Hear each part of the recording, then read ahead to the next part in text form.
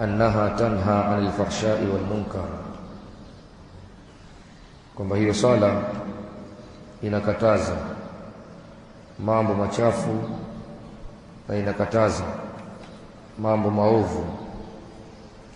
Lakini idha sallaha al-insanu, atakapoiswali mwanadamu ala alwajhi alladhi umira bihi, katika namna ambayo ameamrishwa kwayo. Kwa kuswali tu tunavyosali, ili mradi tuondoshe jukumu. Raka ya kwanza tunasoma suratul Fatiha tena kwa spidi mno, kisha tunasoma qul huwallahu au idha zulzilat, pamoja na kudogesha kile kisimamo na kile kiraa pasipo na mazingatio. Maana unaweza kusoma hiyo qul huwallahu au suratul zalzala, lakini ukawa umetulizana kwa upole na utaratibu, huku ukiyazingatia yale unayoyasoma.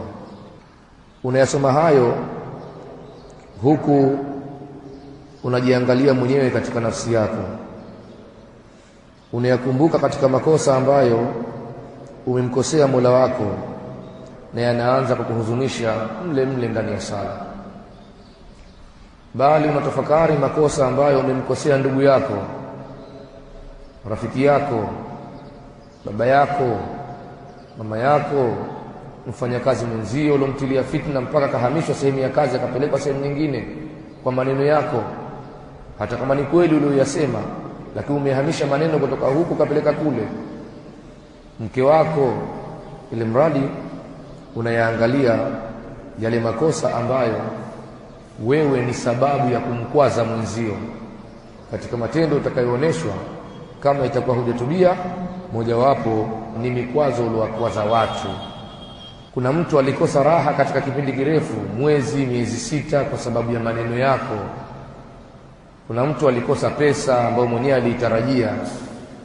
Kuna mtu alikosa nafasi ambayo mwenyewe alikuwa anatamaa nayo kwa sababu yako wewe. Chozi la mwanadamu lilimwagika kwa sababu ya matendo yako, ukamkwaza mwenzio kwa matendo yako, akalia kwa sababu yako. Madhambi ambayo Allah subhanahu wa ta'ala ameondosha dhamana kwa mwenye kutenda madhambi hayo ya kumkera mtu mpaka yule mtu aridhie mwenyewe. Unayasoma haya ndani ya swala yako, hali unazingatia, hali anakupitikia, hali moyo unanyongea. Katika mazingira kama hayo, basi swala itakukataza wewe mambo machafu na mambo maovu. Annaha tanha 'anil fahsha'i wal munkar, sala inakataza mambo maovu na mambo machafu.